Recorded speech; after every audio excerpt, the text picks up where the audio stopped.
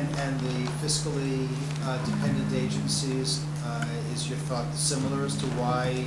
Well, that one is less, that basically the budget for the Board of Education and the library, because those basically the only two like fiscally dependent things of the city. I'm not, again, the Board of Ed has a right to give a copy of their budgets to anybody they want, and that, once it comes out. So, that's my reason to that. The library is a little different. Basically, the library submits the same way as normal departments, in the sense of they give us the raw data around January 5th. Now, you had wanted to take out the provision in C5.3 of what the mayor's proposed budget would contain. What's your thinking there? A lot, especially in 5A, all right? A lot of that information in 5A, to me, are not apropos to the budget, in the sense of, I've been here for over 20 years working in the budget department, and those items basically are not in the format that is outlined in 5.3a. Some of the items are contained within the budget document as informational. They're not scheduled or statements per se as listed in 5.3a. And that's basically what my thing is. Some of these items have never appeared in the budget that since I've been here. Other items have been in the budget, but not in the form that is stated in 5.3. Is it appropriate to rephrase A to make it match what the budget? That could be a better. That could be a solution. Okay. Because some of it, I'm not a budget person, but if we're not saying what the amounts of judgments are, there could be, for example, a judgment against the city, or. But again, the way that it is phrased, the amount of any judgment recovered against the city is favorable during the ensuing fiscal year.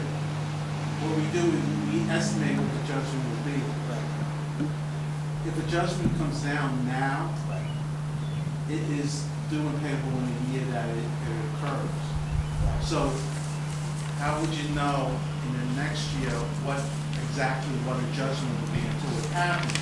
According to current accounting rules, that judgment is basically, when it comes down, is now a liability of the city and must be recorded in the city. So basically, what in the budget, there's an estimate of what judgments would occur next year. It doesn't have a name attached to it. And my reading of this is that basically there's names attached to judgments, when nowadays they're basically not. And when a court case comes in, let's say we've got a liability of $300,000, that amount has to be accrued or paid in that particular fiscal year. We do not wait until the next fiscal year to pay. So currently in your budget, you have a judgment estimate. And that's so I think, to Steve's point, there are some things in here, while they're not worded properly, the inference of not having any number in there for the judgment would be wrong, right? Right. So would you mind taking a stab at a suggested language for section C5.3a? Okay. Because a lot of the items that appears in 3.5a are in a way defined in B. So would you mind pointing those out to us? Not now. All right. I mean, because you're suggesting to us to eliminate C5.3a, and we're just asking the question. It seems like some stuff in there, as you read C5.3a, is important, but you're saying some of it is worded improperly, and some of it's existing elsewhere. Right. And so if you could tell us those two things. Sure. This one, this is a duplication, see, find it here, and then this is a different way of wording it. Here's the way I suggest it be worded. That would be very helpful, Jim. Appreciate that a lot. I don't want to go through the whole thing because we don't have time tonight, but I do have one or two other questions. I assume. Can I make a suggestion? Sure. Can I suggest you reach out to Jim following this meeting and you report back to us at the next meeting? Sure, absolutely. Jim, would that be okay with you? Oh, fine. That's right. Thanks.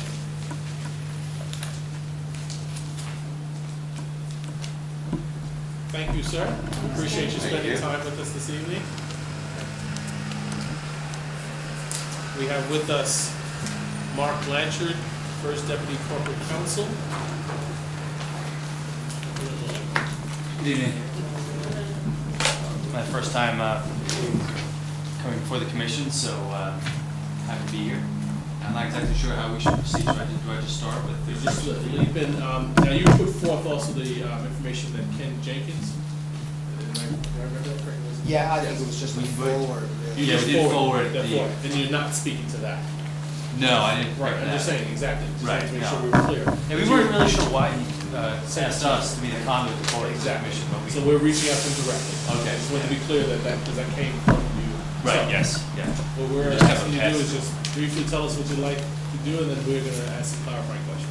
Sure. We have basically two bigger issues, and then as you can see in the third page of what we had submitted to were just some textual amendments. The first issue was the issue of the title of the CFO in the charter.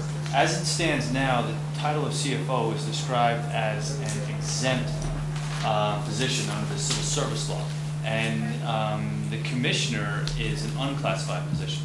Turns out that the commissioner performs all of the duties of the CFO. The position of CFO does not exist under municipal civil service law. So for us to correct the charter the hard way would be to hold public hearings, get the state's permission, and then have the exempt class position CFO created. The solution that our office came up with was eliminate the reference to CFO as an exempted position and simply refer to the commissioner, who is already fulfilling the duties of the CFO. We checked with him, and he does, as the duties of the CFO are described in the chapter. Yes, yes. He has confirmed that as the duties are described in the charter, he fulfills all those duties. So we think an easy solution would be to just eliminate it, eliminate the CFO as it's referenced in the exempt class, and just draw it in and underneath a concurrent reference to commissioner.